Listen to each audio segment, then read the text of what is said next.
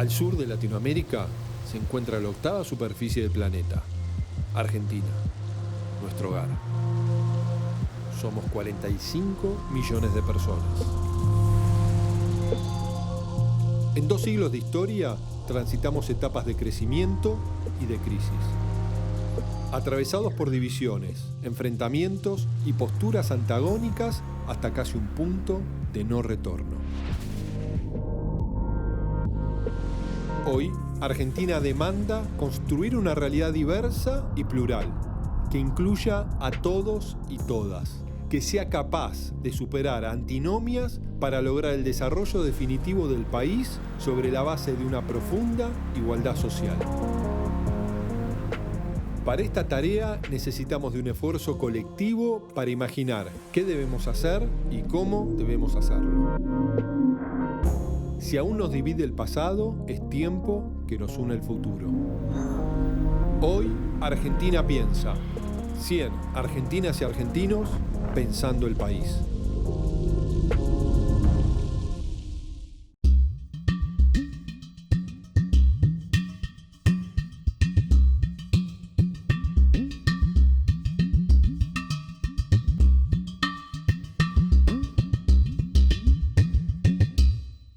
Pocos países del mundo tienen un movimiento obrero fuerte como el argentino, ¿no? Con una capacidad de organización muy presente, con una capacidad de imaginar también el futuro y con mucha participación, no solo en la lucha gremial sindical, sino también en la lucha política. Ahora, y vos como secretario general de la CGT, ¿por qué pensás que movimientos obreros, organizaciones de base tan fuertes, les cuesta tanto articular, ¿no?, al nivel confederal, ¿no?, a nivel CGT, al nivel de organizaciones de tercer nivel? Bueno, hay varias cuestiones, ¿no? Una cuestión es muchas veces la mirada política, donde la grieta que se introduce en el peronismo muchas veces deja compañeros de un lado y compañeros del otro. Esto es un debate que no es de ahora, viene de los años 70, es un debate no saldado, que nos afecta en todo, porque más allá de la pluralidad que puede tener el contenido del movimiento obrero, o sea, la pluralidad que tienen los trabajadores, no cabe duda que este modelo sindical está hecho a la medida de un Estado con características y formación del peronismo, ¿no? Digamos, este movimiento obrero atiende la mitad de la salud de la población. Este movimiento obrero genera derechos que a partir de la certificación del Estado se hacen universales, como son los convenios colectivos macro, ¿no?, que son erga omnes, ¿no? Digamos que genera derechos sobre todos. Con una mirada federal que también es muy importante en Argentina. No tengas duda, el convenio colectivo es el único instrumento de equidad regional que tiene nuestro país. Por supuesto, las divisiones que se generan dentro del peronismo, que muchas veces son cuñas propuestas por los sectores dominantes, ¿viste?, después decantan en estos matices que tiene el propio movimiento obrero, ¿no?, desgraciadamente, ¿no? ¿Y cómo se enfrenta, ¿no?, la mirada dominante, no a nivel argentino, sino a nivel global, ¿no?, que el costo laboral es un problema? Que los argentinos vivíamos más allá de nuestras posibilidades. Mira, hoy con la región tenemos los peores salarios, ¿no? En Brasil, un país hermano, miembro del Mercosur, vos tenés que una Coca-Cola, un agua mineral o un paquete de fideos vale el triple de lo que vale acá para nosotros, ¿no? Con lo cual, en esa ecuación monetaria, nosotros tendríamos que estar invadiendo de productos argentinos el territorio de Brasil. Y no pasa eso. No es un tema de costo laboral. Acá lo que han hecho es destruyeron la macroeconomía, destruyeron las posibilidades de desarrollo, la voracidad del sistema financiero, se fagocitó el propio mercado con el agregado de estas cuestiones financieras, etcétera, etcétera, termina destruyéndose todo, ¿no?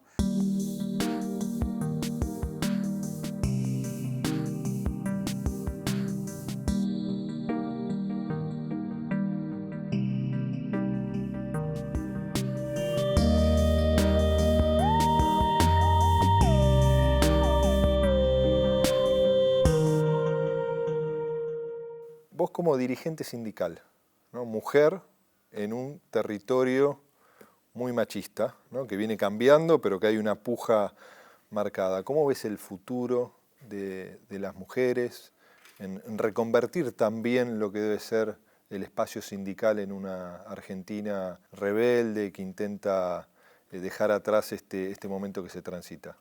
En primer lugar, a mí me gusta un poco desmitificar eso del machismo en el sindicalismo. ¿En el sindicalismo? Sí, porque hay que analizar no solamente la superficie, que a veces lo que se ve es la foto del escenario donde mayoritariamente hay compañeros varones, secretarios generales, o sea, los cargos de conducción, y también analizar el fondo de la cuestión. En general, los lugares que las mujeres ocupamos en el mundo laboral o en el mercado de trabajo reproducen esta división sexual del trabajo. Entonces hay muchas mujeres enfermeras, muchas mujeres maestras, muchas mujeres que hacemos trabajos en casas particulares, y te encontrás con que, por ejemplo, en la industria metalmecánica hay un 2% de mujeres trabajando en la industria. Entonces, la exigibilidad sobre la organización sindical tiene que menguar en la medida en que podamos exigirle también al Estado que genere políticas de inserción laboral de las mujeres en actividades industriales, y también a los empresarios. Ahora, en muchos de estos sectores de la economía que vos mencionás, sector de la salud, Sí. enfermeras, sector de la educación, la propia administración pública, uno imagina una base mayoritariamente femenina. Sí. ¿No? Cuando uno empieza a ver la pirámide, inclusive en lo que es la conducción del sindicato, se empieza a masculinizar. En el sector docente o en el sector de la salud, los principales secretarios generales son varones. Ahora, si vos vas a los gremios provinciales docentes, porque la CETERA es una confederación que es conducida por una mujer, que integra gremios provinciales, sindicatos de docentes de todas las provincias argentinas, son la mayoría secretarias generales mujeres, salvo en la provincia de Buenos Aires. Eso cuesta que se traduzca a nivel dirigencial. ¿Por qué? Y bueno, porque ese techo de cristal que tenemos en el mundo laboral se espeja también en el mundo sindical. Creo que la discusión entonces tiene dos canales, digamos. Por un lado, cómo ordenamos el mundo laboral. Primero, generando empleo. Primero, con un modelo económico que incremente la capacidad de trabajo en la República Argentina. Y ese modelo tiene que ser inclusivo y tiene que ser equitativo. O sea, no puede ir una cosa separada de la otra. Me parece que eso es un desafío de futuro. Y el otro desafío es claramente redistribuir los cargos al interior de la organización sindical y del mundo laboral también, ¿no? O sea, romper ese techo de cristal donde a las mujeres nos cuesta acceder a posiciones jerárquicas. Ahora, ¿por qué a las mujeres nos cuesta? Porque por ahí nos va bien en el examen, pero nos va mal en los antecedentes, y porque casi siempre en esa etapa de la vida donde se puede estudiar, se puede hacer un posgrado, una se puede profesionalizar, o puede escribir un libro, o puede dar clases, estamos siendo madres. ¿Y no se ha logrado modificar esa instancia o esa mirada en el proceso de evaluación para romper algo que claramente termina siendo una política discriminatoria? Eso se está discutiendo en este tiempo. Hay alrededor de 50 proyectos de ley entre la Cámara de Diputados y del Senado para modificar las estructuras judiciales y establecer el 50 y 50.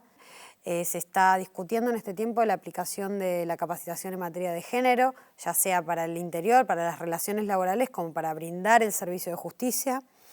Y se están analizando estos impedimentos más bien que tienen que ver con las tareas de cuidados que tenemos las mujeres para poder profesionalizarnos, ¿no?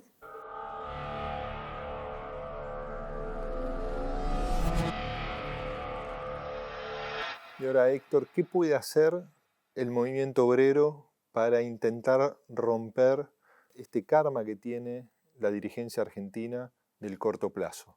Una cosa es una crisis y otra cosa es cuando este modelo hace desaparecer las empresas, ¿no? Digamos, la primarización de la economía es eso. Entonces, ante esta situación terminal, hay mucho más entendimiento. Estamos planteándonos intentar esta mirada de mediano y largo plazo, porque las urgencias van a ser muchas. Argentina tiene un mito que tenemos grandes riquezas naturales, ¿no? Para que tengamos en claro, tenemos el 10% de riquezas naturales per cápita de lo que tiene Noruega o Australia, ¿no? Para poner 2 países. Así que, digamos, con nuestras riquezas solos no alcanza y tenemos que pensar un modelo de desarrollo. ¿Qué también aparece hoy? Aparecen las nuevas tecnologías, aparece la inteligencia artificial, que también está utilizada para lo mismo, ¿no? Digamos, esto de ponerte siempre al borde del abismo, para que vos mires el abismo, y te dicen, bueno, che, si no retrocedes, es probable que te caigas al abismo. Bueno, que es parte de lo que termina siendo la imposición a países periféricos como el nuestro, ¿no? Nos tenemos que contentar con empleos precarios, ¿no? Exactamente. Pero bueno, uno tiene trabajo, parece que debe ser la reflexión. Exactamente. Ahora, esos retrocesos demandan, para que no se produzcan, conflicto, propuestas, concertación y una discusión también de poder, ¿no? Que el movimiento obrero está presente en eso. Ahora, salir del infierno demanda consensos, ¿no? Y que uno ve la historia argentina, se terminan produciendo, ¿no? En las crisis profundas. Ahora, cuando empieza la puja distributiva, ¿no? Y uno lo ve quizás con el gobierno anterior, es donde uno quizás añora también la posibilidad de decir, ¿cómo no fue posible en un momento de expansión, de crecimiento de la economía, resolver algunos problemas estructurales, dar las discusiones de fondo del perfil productivo de la Argentina? Digo, ahí se perdió una oportunidad de una transformación mucho más profunda de nuestro país. Lo que pasa es que cuando gobernás, las urgencias pesan. Yo no sé si vivimos de coyuntura en coyuntura. Yo lo que sí te puedo decir es que a veces creemos que desaprovechamos, pero también ese creer que desaprovechamos es porque veníamos de muy abajo y tuvimos que intentar salir, ¿no? Lo peor que nos pasa es esta recurrencia a ver que la crisis es la única que nos da salida, ¿no? Con la contracuestión de que esas crisis nos terminan tirando afuera del mapa a millones de argentinos, ¿no? Que es verdad lo que vos decís en términos de consensos. Ahora, consenso también tiene que ver con el dejar las mezquindades de lado, dejar privilegios de lado y entender que la sociedad tiene que tender a ser mucho más igual, ¿no?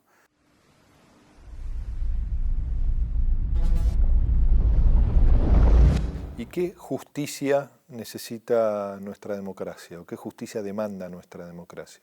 Una justicia que cumpla el principio constitucional de los 3 poderes del Estado, que es garantizar el bien común y el interés general. El Poder Judicial, no en su totalidad, pero sí estructuralmente, porque no podemos analizar, un juez es bueno, un juez es malo, sino, digamos, en su estructura necesita cambios profundos para ser más transparente, para ser más ágil, para ser inteligible hacia los justiciables, hacia el ciudadano y la ciudadana, que en definitiva son los que le pagan el sueldo. 2 pagan el sueldo a los trabajadores y trabajadoras judiciales, y equilibrar un poco las desigualdades sociales. ¿Y cómo logramos que un poder judicial no sea cooptado por un poder de turno, pero tampoco por las élites económicas, ¿no? Ese poder más permanente que observamos en nuestro país y en otros países de América Latina, que juega un rol con una marcada influencia al momento de la administración de justicia? Bueno, eso es algo muy actual también, y creo que a futuro se va a estudiar como la doctrina del lawfare, como se la conoce, o la guerra jurídica, que tienen que ver con precisamente estas injerencias de los poderes fácticos, de los grupos concentrados de la economía, principalmente los grupos financieros, que son transnacionales y que prácticamente no tienen patria, cómo utilizan la ley y utilizan los procedimientos judiciales para perseguir determinados líderes políticos, determinados líderes sindicales, que, o casualidad, fueron aquellos que en la década pasada incrementaron los derechos sociales. ¿Cómo evitar esa injerencia? ¿Cómo evitar que extras poderes y que incluso son antidemocráticos se metan en un poder del Estado? Bueno, acercando a esos agentes judiciales al pueblo. Por ejemplo, a las entrevistas televisivas, cuando hay un problema en la justicia, casi nunca va un juez a explicar, o una jueza. No tenemos jueces y juezas conocidos, ni sus caras, ni sus nombres, ni su patrimonio. Muy pocos. Es más, casi siempre el monopolio mediático da a conocer a los determinados jueces con otros fines, no con que sean públicas sus opiniones, sino muchas veces para extorsionar a esos magistrados y magistradas también, ¿no? Pero en un órgano de poder, en el órgano judiciario, que es tan clave para realmente profundizar nuestra democracia, para defender a los sectores más vulnerables, más débiles en términos de acceso a derecho, ¿cuál debería ser el primer paso? No sé si hay un primer paso, digamos. Me parece que hay muchas cosas que hay que hacer. Una es la distribución del poder al interior del Poder Judicial. Por ejemplo, el Poder Judicial es el único poder del Estado que no tiene convenciones colectivas de trabajo ni discusión de paritarias establecidas legalmente. No hay una discusión de los propios actores judiciales ni de cómo van a distribuir sus derechos al interior del Poder Judicial, ni cómo se discute las relaciones laborales. Eso es fundamental también.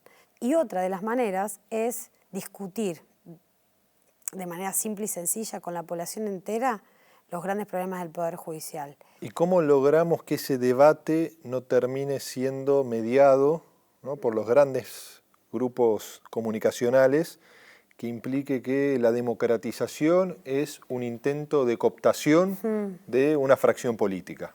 El monopolio no hay muchas formas de romperlo, se rompe con la organización popular y se rompe con un sujeto histórico. Si vos querés hacer un cambio importante en cualquier estructura social de un pueblo, de una nación, hace falta que un sujeto histórico lo impulse.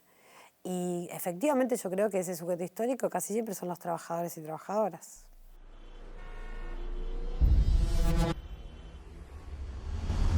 Una reflexión que teníamos en el programa es: hay 400, 500 mil millones de dólares de argentinos en el exterior, ¿no? Y hay argentinos que educan a sus hijos en este país, viven en este país, pero sus ahorros los tienen afuera, ¿no? Entonces, eso también demuestra un problema estructural que debemos resolver.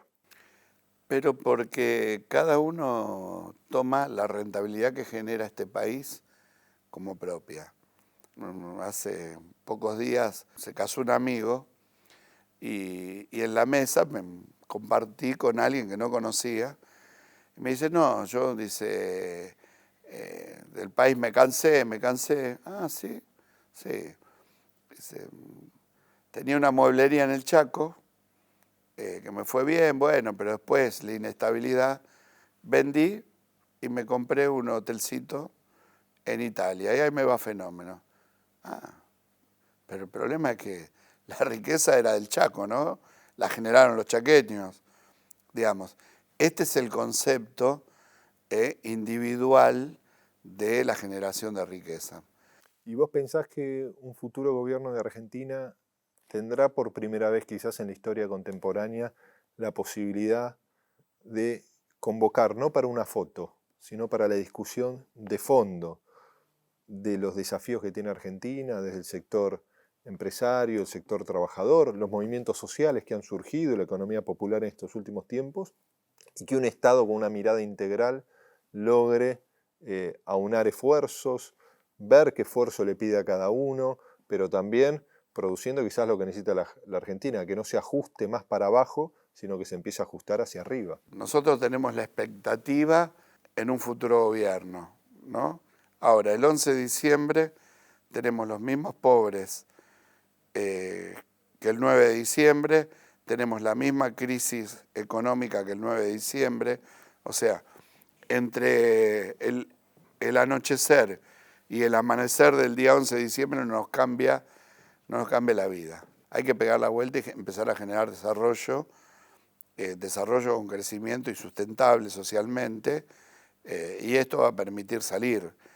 No tengo dudas que esto hay que hacerlo con un gran acuerdo político y social.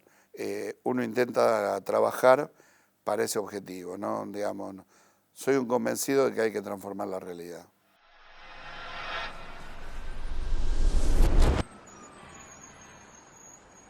¿Cuán distinto sería un poder judicial o un movimiento obrero con paridad de género en sus principales cargos? Sería mucho más efectivo y eficiente. ¿Y lo ves posible más allá de...? Sí, lo veo muy posible, sí. Creo que la garantía para perdurar en el tiempo siempre es que las demandas populares se institucionalicen, ¿no? Entonces, las mujeres sindicalistas, que es un espacio que hemos armado, que ya tiene 3 años en la Argentina, planteamos que cualquier reclamo, cualquier bandera, tiene que integrarse a la organización, para de esa manera poder perdurar en el tiempo. Y creo que eso se está logrando y en la medida en que seamos inteligentes también lo vamos a poder sostener. La verdad que ha sucedido que el movimiento de mujeres ha tenido un avance, incluso institucional, en un momento de retroceso general de derechos, que es esta época.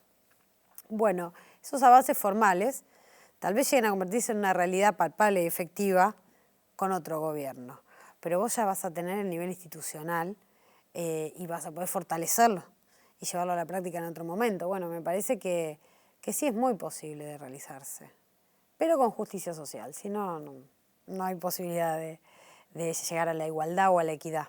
¿Y cómo se enfrenta ese sentido común que algunos intentan imponer, que los argentinos y las argentinas vivíamos más allá de nuestras posibilidades?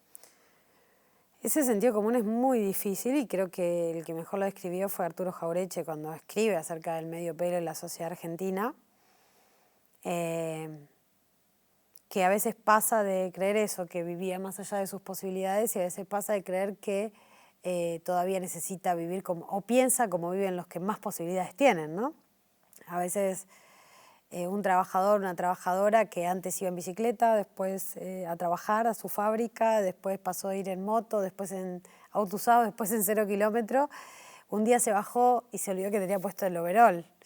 Y empezó a mirar mal a aquellos que tal vez cobraban menos que él, y empezó a pensar como aquel que tiene otra posición o que forma parte de la oligarquía, por ejemplo. Y esto no es solo peronista, esto también es medio marxista, porque Marx decía que suele ser la ideología de toda la sociedad, la ideología de la clase dominante. Y bueno, me parece que esa batalla que es cultural y que por ende tarda mucho tiempo en librarse, una de las mejores maneras de darla, de librarla, es a través de la educación. O sea, tenemos que discutir la cuestión cultural y de la identidad desde que vamos al jardín en la Argentina. Y a través de la educación, a través de un trabajo fuerte del Estado en la relación entre ese transitar entre la escuela y el trabajo. Ahí también hay que tener una política muy específica del Estado de acompañamiento, de cómo empezar a ser un trabajador y cómo ser un trabajador, una trabajadora en la Argentina. Es muy difícil en las sociedades actuales, ¿no?, decir esto de la sociedad del consumo, ¿no? Pero a mí me parece que hay que reivindicar otros valores además de consumir. O decir, bueno, estos cambios tan veloces, ¿por qué no los hacemos más despacios para que las personas se puedan integrar? Hay una cosa que decía Perón en el Congreso de Filosofía de Mendoza del año 1949, y él arranca diciendo que atravesamos una crisis, una de las crisis de valores más grandes de toda la historia, y que va a cambiar, y que es un cambio de paradigma, en 1949, ¿no? Y él dice, esa crisis se debe a que hubo avances materiales en las sociedades que no fueron acompañados en los hombres y las mujeres con avances espirituales y de valores. Bueno, me parece que eso es una forma de dar la batalla cultural.